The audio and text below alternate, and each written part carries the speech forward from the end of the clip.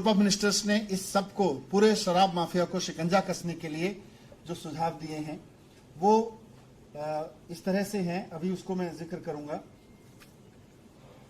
कि पहले तो ये तय किया है ग्रुप ऑफ मिनिस्टर्स ने, और जो मुख्यमंत्री जी ने, आज सरकार ने स्वीकार किया मुख्यमंत्री जी के नेतृत्व में, कि दिल्ली में शराब की नई दुकान नहीं खोली जाएगी। इक्विटेबल डिस्ट्रीब्यूशन करेंगे लेकिन शराब की नई दुकान खोल के नहीं करेंगे।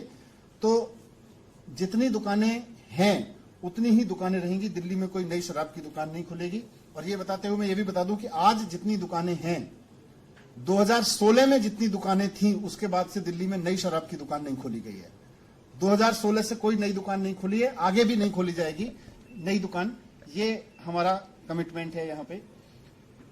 दूसरा रिफॉर्म ये है कि अभी आधी से ज्यादा दुकानें, करीब 60% दुकानें सरकारी हैं। यहां बहुत चोरी है, यहां ब्रांड पुशिंग होती है, यहां टैक्स की भी चोरी देखी गई, हमने स्टडी किया। यहां पे उनका उस सब के बावजूद 40% दुकानें जो प्राइवेट हैं उनसे ज्यादा रेवेन्यू आ रहा है बनिस्बत 60% सरकारी दुकानों के मुकाबले। तो ये सारा डेटा स्टडी किया और ये तय किया कि अब दिल्ली में सरकार की शराब की दुकान नहीं होगी। दिल्ली में सरकार की शराब की दुकानें विड्रॉ कर ली जाएंगी, क्योंकि गवर्नमेंट की जो दुकानें हैं वो 150 गज में है, 150 स्क्वायर फीट की दुकानें, छोटी छोटी दुकानें, और उनके बाहर आप देखेंगे तो जेल जैसा दृश्य रहता है आमतौर पे। वो खिड़की का दरवाजे जो है उसके सेलिंग काउंटर होता है, वो सड़क पे होता है आमतौर पे, और वहां एकदम जेल की तरह से लाइन लगी रहती है। तो वो हमने बंद करने का निर्णय लिया है। अब दुकान, एक तो गवर्नमेंट की दुकान नहीं होगी, और किसी भी लिकर शॉप के लिए कम से कम 500 स्क्वायर फीट की दुकान होना जरूरी होगा। उसके लिए यह भी जरूरी होगा कि उसका कोई भी काउंटर सड़क की तरफ नहीं खुलेगा, क्योंकि अभी सरकारी दुकान, शराब की दुकान की बात करो तो बाहर एक खिड़की जिसमें से कुछ लोग हाथ डाल डाल के शराब ले रहे हैं, वो नजारा नजर आता है। ये बंद हो जाएगा दिल्ली में नजारा। 500 स्क्वायर फुट से नीचे कोई शराब की दुकान नहीं होगी, बाहर खड़े होकर कोई शराब नहीं बिकेगी। जो काउंटर होगा वो अंदर होगा, सेल काउंटर से लेके पिकअप सब कुछ अंदर होगा, बाहर से वो शराब नहीं बेच सकेगा। ये दुकान की जिम्मेदारी होगी, ये दुकान वालों की जिम्मेदारी होगी कि वो दुकान के बाहर लॉ एंड ऑर्डर को बना के रखें, वो साफ सफाई रखवाएं, वहां वातावरण ठीक रखें, किसी तरह का इलिसिट कंज्यूमर या open consumption, open liquor consumption के माहौल वहां पे ना बने, जो ठेले वाले खड़े हो जाते हैं या कोई इस तरह के लोग खड़े हो जाते हैं जिनके पास खड़े होकर लोग वहां पे कंजम्पशन करने लगते हैं। ये दुकानदार की जिम्मेदारी होगी कि वहां पर इस तरह की कोई एक्टिविटी ना हो। उसके लिए उसको सीसीटीवी, सुरक्षा गार्ड, सब कुछ करना पड़ेगा, जरूरत पड़े तो पुलिस में कहना पड़ेगा, लेकिन वहां नहीं होने देना, ये उसके ऊपर डाला जा रहा है जिम्मेदारी, दुकान के ऊपर। अगर ऐसा नहीं कर पाया तो फिर उसके लिए उसका रिकॉर्ड खराब होगा और उसको आगे से दुकान चलाने में दिक्कत आ सकती है। दूसरा इसका प्रिंसिपल है इक्विटेबल डिस्ट्रीब्यूशन। अभी जैसा मैंने कहा, कुछ हिस्सों में ही दुकानें हैं, उनको इक्विटेबल डिस्ट्रीब्यूशन किया जाएगा, ताकि पूरी दिल्ली में जहां जहां भी शराब माफिया काम कर रहा है दुकान नहीं होने की वजह से, उसके एवेन्यूज बंद हो जाए। आज हम सब जानते हैं कि हर एक विधानसभा में, हर एक वार्ड में दुकानें खुली हुई हैं, कई गलियों में। आमतौर पर ये अपराधी जो हैं, ये जो शराब का काम करते हैं अवैध, ये लोग अपराधी भी हैं, तो वहां अपराध को भी बढ़ावा देते हैं।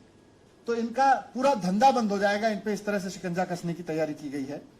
दूसरा, क्वालिटी लिकर, दिल्ली में जो भी लिकर सेल होगी उसकी क्वालिटी इंटरनेशनल स्टैंडर्ड्स की होनी चाहिए। वो लो क्वालिटी स्पूरियस लिकर ना हो, इसके लिए सरकार अपना एक इंटरनेशनल सिस्टम बनाएगी चेकअप का, उसके क्वालिटी चेक का। ये इसमें तय हुआ है। एक और पहलू है कि देश में अलग अलग राज्यों में लिकर कंजम्पशन की परमिसिबल एज अलग अलग है। ये बहुत बार बात उठती रही है कि दिल्ली में ज्यादा है, जबकि गुड़गांव, ये नोएडा, उत्तर प्रदेश में कम है।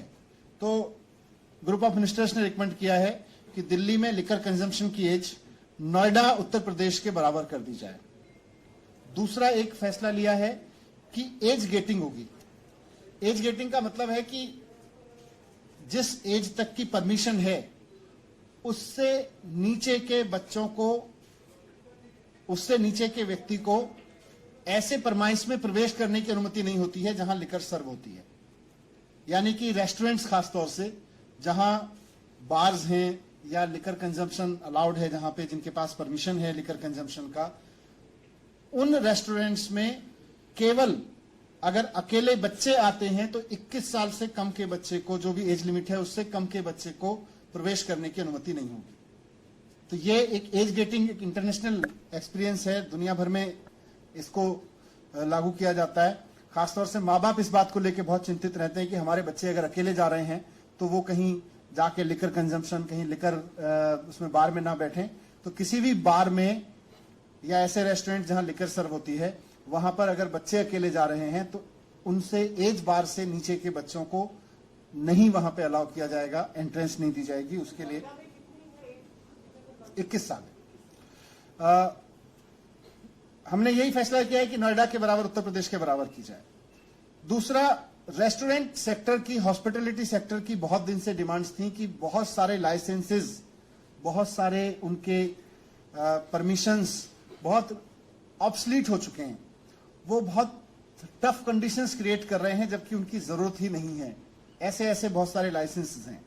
तो ईज ऑफ डूइंग बिजनेस के तहत हॉस्पिटैलिटी सेक्टर को, रेस्टोरेंट सेक्टर को फायदा पहुंचाते हुए बहुत सारे ऐसे परमिशंस, लाइसेंसेस, उनको या तो मर्ज कर दिया गया है या खत्म कर दिया जा रहा है। खत्म करने की हमने सिफारिश की है, जो इंडस्ट्री को परेशान करते हैं। इंडस्ट्री की फीडबैक लेके उस पर किया था, क्योंकि जो हॉस्पिटैलिटी और रेस्टोरेंट सेक्टर में बिजनेस काम कर रहा है वो कहता है साहब मैं ईमानदार आदमी हूं, मैं ईमानदारी से टैक्स देना चाहता हूं, मैं ईमानदारी से सरकार के रूल फॉलो करना चाहता हूं, लेकिन आपके रूल इतने कॉम्प्लेक्स होते चले जाते हैं कि आदमी को परेशान करते हैं।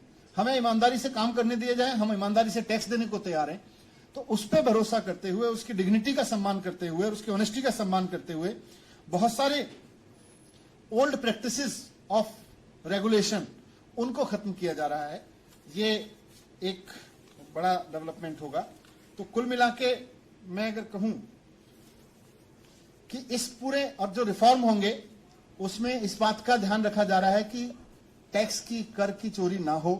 दिल्ली में किसी भी हालत में नॉन ड्यूटी पेड लिकर ना बिक सके, इसकी पूरी उसमें सिफारिशें हैं। और हम उम्मीद करते हैं कि इसका रेस्टोरेंट इंडस्ट्री और इन सबको फायदा तो पहुंचेगा ही पहुंचेगा। जो रेगुलेशन होगा उसमें अपराध पे भी फर्क पड़ेगा शहर में, क्योंकि लिकर माफिया जो गलत तरीके से काम चलाता है वो अपराध भी बढ़ाता है। और इससे सरकार को भी ये फायदा होगा कि लगभग 20% रेवेन्यू एक साथ बढ़ेगा, क्योंकि अभी तक जो पिछले कुछ वर्षों का ट्रेंड रहा है लगभग 5% रेवेन्यू ग्रोथ होती है। तो ये हमारा एक मोटा मोटा आकलन है कि 1500 से 2000 करोड़ तक का रेवेन्यू इसमें बढ़ सकता है एक ही साल में। ये अपने आप में एक अलग तरीके का डेवलपमेंट होगा। तो इस तरह से पूरी तरह से एक ट्रांसपेरेंट, फेयर प्रैक्टिसेस वाली पॉलिसी जो शराब माफिया को नीचे लेके आएगी, शराब माफिया के खिलाफ शिकंजा कसेगी और अपराधियों के और शराब के बेचने वालों के बीच जो गठजोड़ बन जाता है उसको तोड़ेगी।